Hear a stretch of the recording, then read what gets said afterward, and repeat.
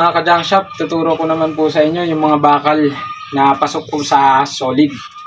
Para po may idea kayo kapag dinala nyo sa junk shop o dun sa mga nagsisimula pa lang po na negosyong junk shop. Mga ka-junk shop, no, yung mga solid po. Kalimitan po dyan sa mga solid dito sa amin, dumadating. Ganito mga corrugated po yung malalaki. Yan, mga 32mm. Ang pinakamaliit po na papasok po sa solid dito sa amin, 16mm. Yung mga ganito po. Ito, mga pasok yan sa solid. Wag lamang po yung ano na, yung kulot-kulot na siya, yung parang noodles na.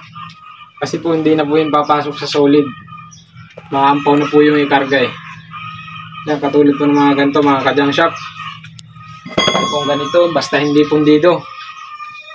Na mabibigat at mga solid talaga siya.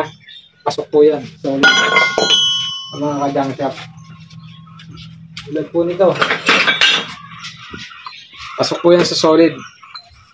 Huwag lang pundido. Pagkatapos yung mga ka-junk shop, pinakamaliit 16mm, pasok yan sa solid. Hindi ko lang po alam kung dyan sa inyo ganun din. Pero dito sa amin, pinakamaliit na 16mm. Basta hindi po siya... Yung iba po kasing nanggagaling sa mga binakbak na mga tulay, mga kalsada, kalimitan ay pinipirat nila ng backhoe. Nagiging ano po yung bakal, nagiging noodles ang style, bagay kulot-kulot na. Yun po hindi na pumapasok sa solid yun. Maliban na lang po kung kakatirin, kung puputol-putulin nyo ng grinder o kay cutter, doon lang po yung papasok sa solid. Pero po yung mga tuwid pa, ganyan, kahit 16mm, pasok pa po sa solid. Alam naman natin mga ka-junk shop na malaki po ang difference ng presyo po ng solid ngayon, kumpara doon sa mga bakal na light tsaka po sa pundido.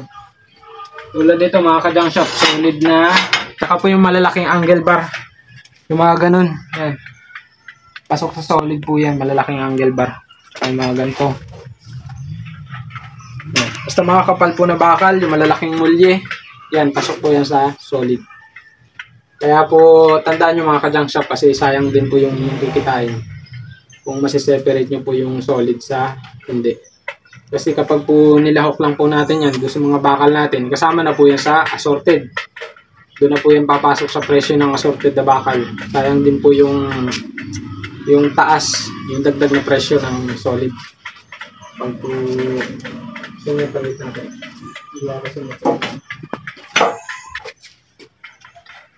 Ng mga ka-junk shop, ito kasi mga bakal dito, pan surplus ko to eh. Ginagawa ko lang ano, para may pakita sa inyo yung mga pagkakaiba. Saka para po alam nyo kung ano yung solid, yung pasok sa solid, saka yung hindi pasok sa solid na bakal. Yan ito mga ka-junk shop, solid. Yan, hindi naman po ito pundido. Huwag lang yung pundido. Hindi na po yung papasok sa solid. Hindi po yun. O yun mga ka-junk shop, no? Pag naman po sa bakal ng mga assorted like, yan na po, laho ka na po. Yung mga ganito, yan, pasok na po yan sa assorted.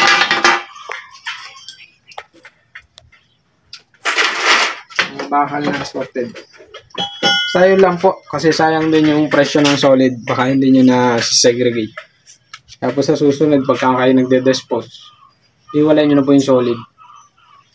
Sayang din. So yun mga ka-junk shop, maraming salamat.